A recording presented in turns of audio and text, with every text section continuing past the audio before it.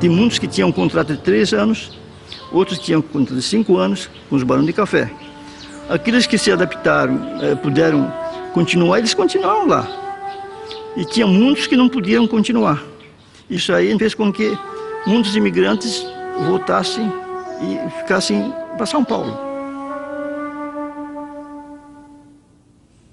Por volta de 1913, a ocupação das terras pelos imigrantes japoneses aqui na região do Vale do Ribeira foi um diferencial muito grande com relação a outras regiões do estado, como o interior aí da Mogiana e da Paulista. Se deu através de um convênio entre o Sindicato de Tóquio, né, um órgão do governo japonês, e o governo do estado de São Paulo, que fez uma repartição de terras devolutas do estado.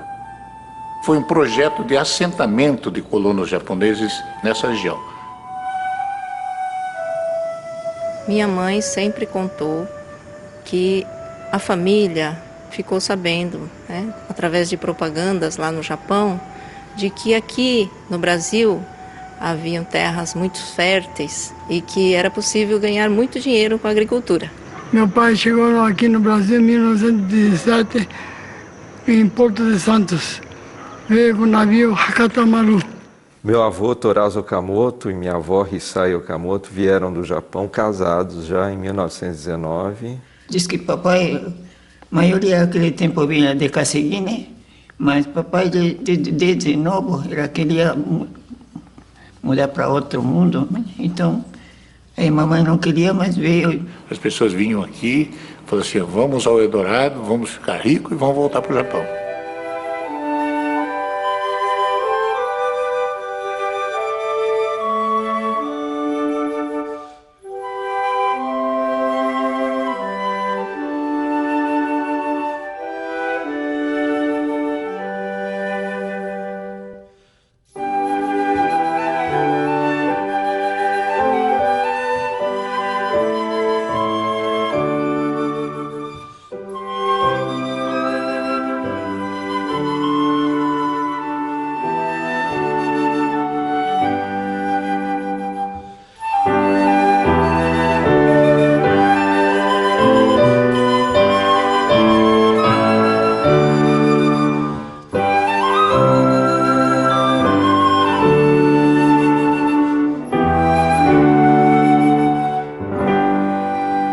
Em 1913 entraram 30 famílias em Jipuvura. A imigração aí na linha Santos-Juquiá começou com a construção da ferrovia, como trabalhadores, né? Então veio formando a vila, né? Anadias, né? Itariri, Toledo, Miracatu, né? Veio formando as vilas e as pessoas começaram a fixar nesses lugares. Depois, com a fundação de KKKK no Japão, em 1917, aí começou a intensificar a imigração aqui em Registro e Setibás. Os que vieram aqui em Registro vieram através da ferrovia Santos-Juquiá. Agora, aqueles que vieram para Jipuvura, como não existia ainda a linha, vieram por Santos e Iguape, de vapor, e subiram o rio, né?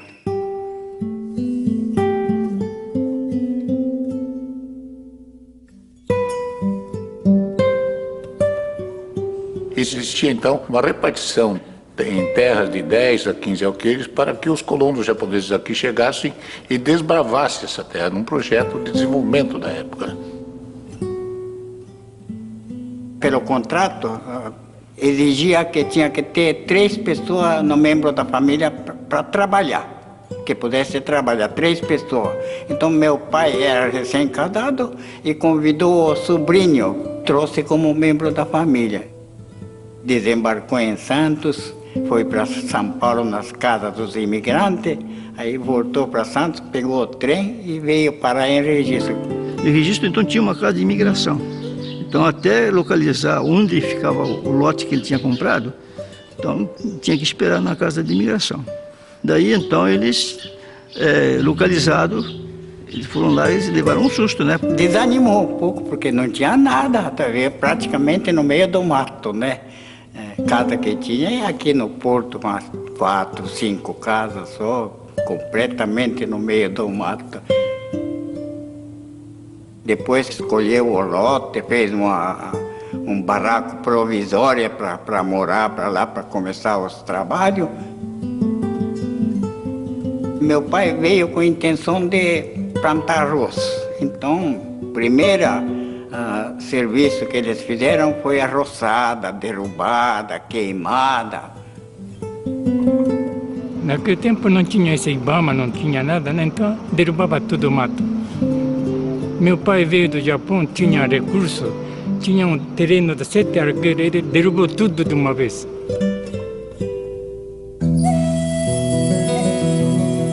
Aqui chegou 10 alqueires, para ele era uma coisa, né, de virar a cabeça de qualquer um. Tinha que pagar. Pagar a terra foi dificuldade, porque para vir do Japão, eles fizeram empréstimo para passagem, né? Depois chegou aqui, comprou o lote, tinha que pagar também. E para plantar, não sabia como é que ia plantar o arroz, porque é sistema completamente diferente, sistema de plantio de arroz no Japão. Aqui era no morro, terra seca, queimar e plantar. Tinha o arroz, todo mundo plantava arroz, não tinha para quem vender. Aí viu que todo mundo estava plantando arroz e começou a plantar outras variedades. Foi silicicultura, bicho de seda, plantou café também, plantou cana-de-açúcar. Tentou-se plantar café, tentou-se plantar arroz na época, né? Mas sem grande sucesso. E o chá, como ele é bastante tolerante em termos de qualidade de solo, ele se adaptou bem à região, né? Seu Torazo Okamoto, ele já tinha experiência, né? Então ele viu que ia se dar bem, muito bem aqui. Aí ele foi para o Japão, em 1934, na volta parou na Índia e adquiriu uma semente da tipo Assam. Todo mundo plantou chá. Tinha fábrica de chá, bastante fábrica de chá.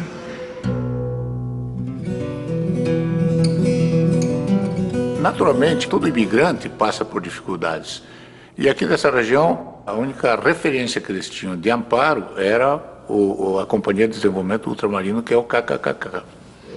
O Kaigai Kogyo Kabushiki Kaisha, então eles dividiram o município de Registro em regiões, em bairros. Então foi dividido para melhor administrar, né? Cada bairro formava uma associação. Então fazia a reunião dele semanal, mensal. Se reuniam para discutir, olha, uma vez por mês ou 2 vezes por mês, vamos todos pegar nossa enxada, nossa pá, nossa picareta e vamos arrumar a estrada. Eram trabalhos comunitários que se faziam, né? Chegava o dia do Tatemai, vinha 30, 40, 50 amigos e o carpinteiro, e num dia só eles levantavam a casa e cobriam.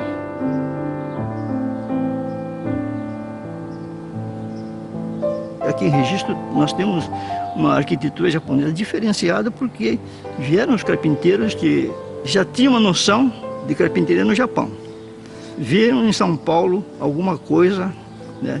E aqui chegando, eles também tinham uma mesclagem da arquitetura japonesa com a arquitetura de São Paulo e com a arquitetura caipira daqui. O primeiro andar seria assim de tijolo, tudo como se fosse em São Paulo. Na parte de cima, então, eles usavam taipa com barro, assim, tipo caipira aqui. Né?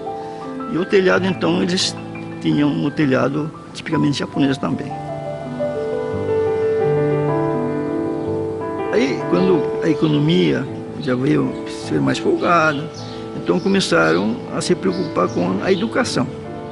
Foi feita a primeira escola no bairro do Carapiranga. Quando foi instalada a escola lá no bairro, não tinha professor português, era só japonês. Não tinha diploma de ser professor de japonês, mas quem sabia falar em japonês, escrever, dava aula para os filhos dos colonos que queriam aprender. Então, uns 3 anos funcionou só a escola japonesa. Depois que veio o município, eles doaram para o Estado o prédio. Então, o governo do Estado de São Paulo então pôs uma professora primária, pago pelo governo, para ensinar o português. Então, era das 8 a meio-dia, então era a escola brasileira. À tarde e à noite, então usava o mesmo espaço físico para aprender o japonês.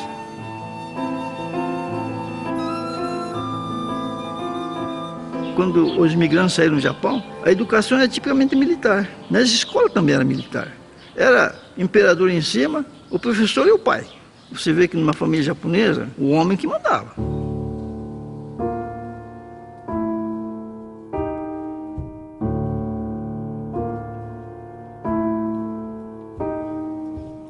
Era uma sociedade patriarcal, extremamente forte essa questão da figura do pai. Quando éramos criança, né, quem tomava banho primeiro no ofurô era o pai. Ninguém tomava banho antes do pai. E ninguém começava a comer na mesa antes que o pai desse a primeira colherada. No tempo da minha avó, da minha mãe, o papel da mulher era mais o papel dentro da família, dentro do privado. Andavam na rua assim, a mulher sempre ia atrás, o homem na frente. E esse era o costume lá. E aqui também, no começo era assim.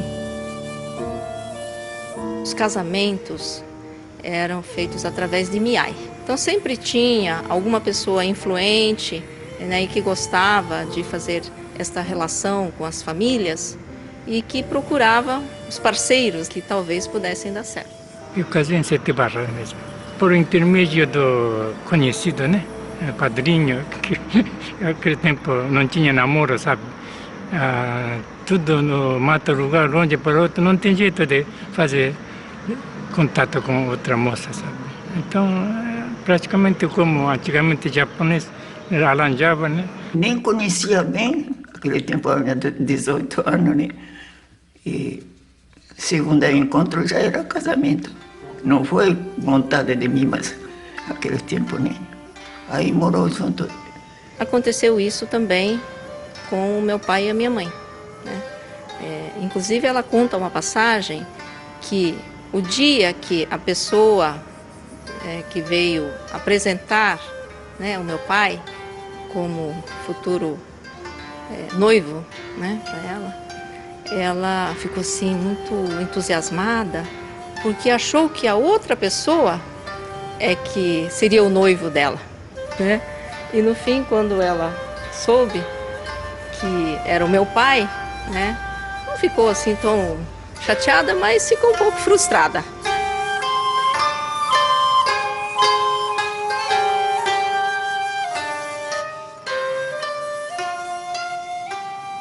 Nesse esquema de organização que sempre teve, eles partiam muito para a questão das artes, da música, dos esportes. Praticavam esporte, faziam aquelas gincanas. Só trabalhar não era a filosofia do Kaigai. A parte do KKK era dar entretenimento aos colonos para ter uma produção, né, melhor. Comecei a praticar o esporte. Aí me ingressei como membro da Associação dos Moços lá do bairro. Porque antigamente era Rengo Senenkai, Quer dizer, então, em japonês, Rengo Senenkai significa Federação da Juventude de Registro de Beisebol. Tudo que é de esporte eu gostava. Gostei tanto no beisebol como atletismo. Futebol eu gostava muito também. Geralmente o que mais jogava naquela época era o beisebol, né? Aí veio a Segunda Guerra Mundial, aí acabou, né? Nem esporte, nem associação, mais nada.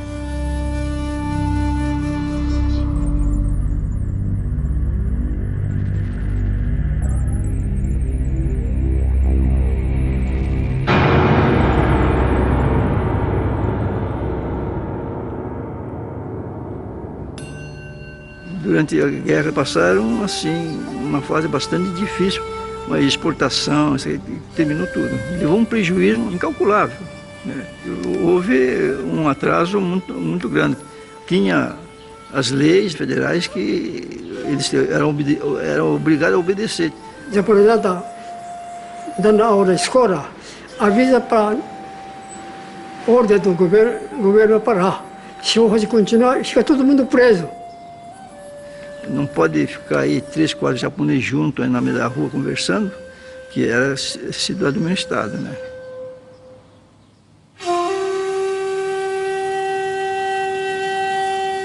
Aquele sonho de voltar já acabou. Os próprios japoneses já ficaram com outro pensamento. Não, eu não quero ir mais para o Japão. Eu vou ficar aqui no Brasil, vou morrer aqui mesmo. Então, em 1947, com a necessidade de fundar uma coisa mais sólida, se reorganizaram a sociedade entre brasileiros e japoneses. Aí já misturaram tudo. O RBBC, o Registro Beisebol Clube, uma instituição que veio assim, numa amalgamação entre a colônia japonesa e a brasileira. Então, era uma união, tanto na parte social, na parte esportiva, na parte cultural mesmo, né? Um dependia do outro.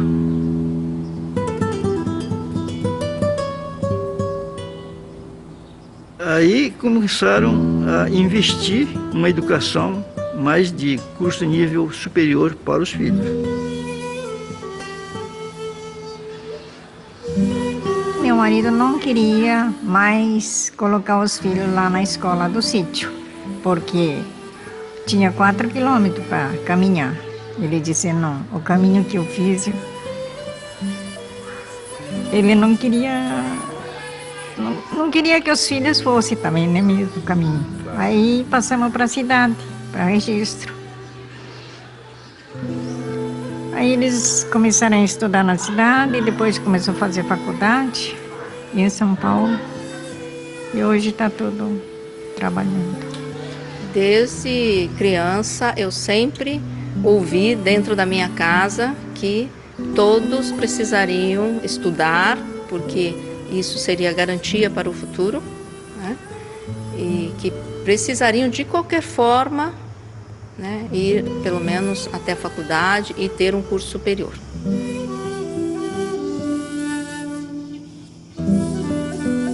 A partir de 1950, iniciou-se um novo processo migratório. Meu avô, ele veio para registro e começou a criação de bicho de seda. Eu era criança, né, 11 anos. Registro ainda era uma cidade muito pequena, né? Mas a força da colônia é muito forte naquela época.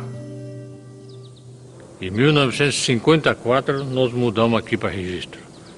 Então já estamos com 53 anos, né? Família do meu esposo, eles, no ano que nós mudamos para registro, eles vieram para São Miguel. Nos anos 50, muitos que estavam em Sete Barras saíram, porque a terra não era boa. E meio de comunicação, meio de transporte era precário. Foram muita gente para São Miguel, Itapetininga e para norte do Paraná. E se deram bem.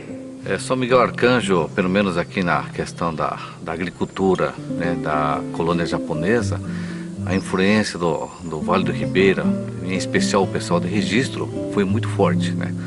Hoje uma das maiores economias nossas de São Miguel Arcanjo é a batata, né? E trazida ou difundido pelo seu Aoyagi, e também a uva que foi introduzida pela família Fujiwara, em especial o seu Masuto Fujiwara, né? Então eles realmente desbravaram tudo isso aqui, porque aqui era a floresta mesmo, né? Era mata fechada, eles abriram aqui, trabalharam, e hoje a família toda está em outros estados, né? Imigrante de registro, veio como imigrante aqui em São Miguel, depois foi para Guarapuava, foi para Piraju e em Brasília também. Então hoje está espalhado em todo o Brasil.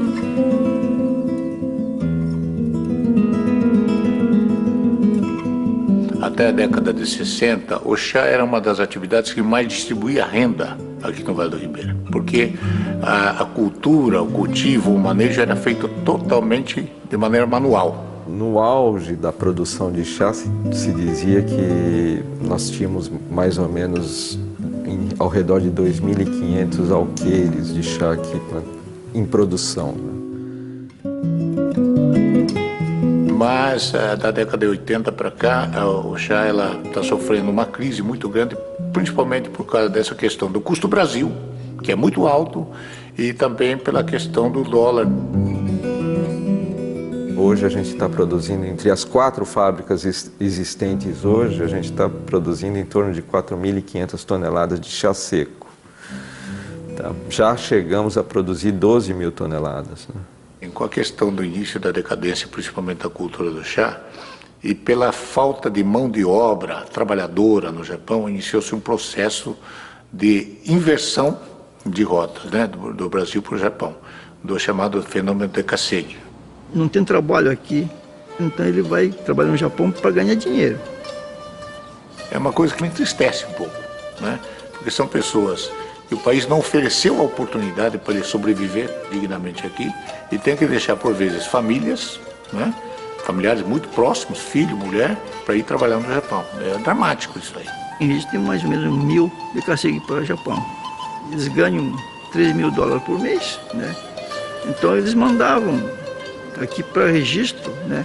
Cada um que mandasse, por exemplo, $1.000, são $1 milhão que vem aqui para registro. Deve ter mais ou menos no Japão uns 300 mil de Kasegi, né? Tem que tratar bem os de Kasegi, porque nós fomos bem tratados aqui.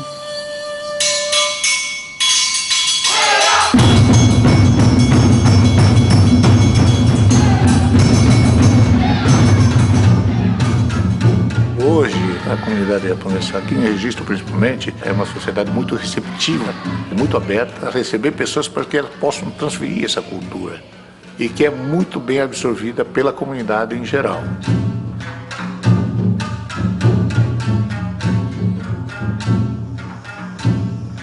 Hoje nós temos a participação muito forte das mulheres nipônicas nas atividades culturais e também na área social. A Associação Cultural Nipo-Brasileira de Registro, sem mulheres, não existe.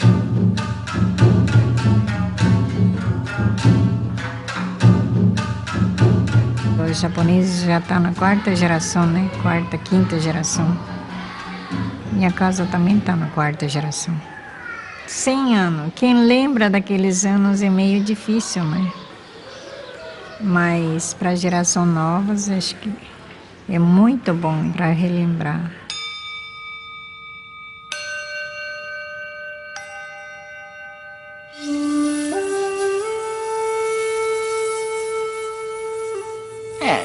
Meu pai, a intenção dele era de sair do Japão, né? Escolheu o registro, fixou a residência aqui, nunca saiu. Até hoje nós preservamos esse lote, esse vai ficar para o resto da vida.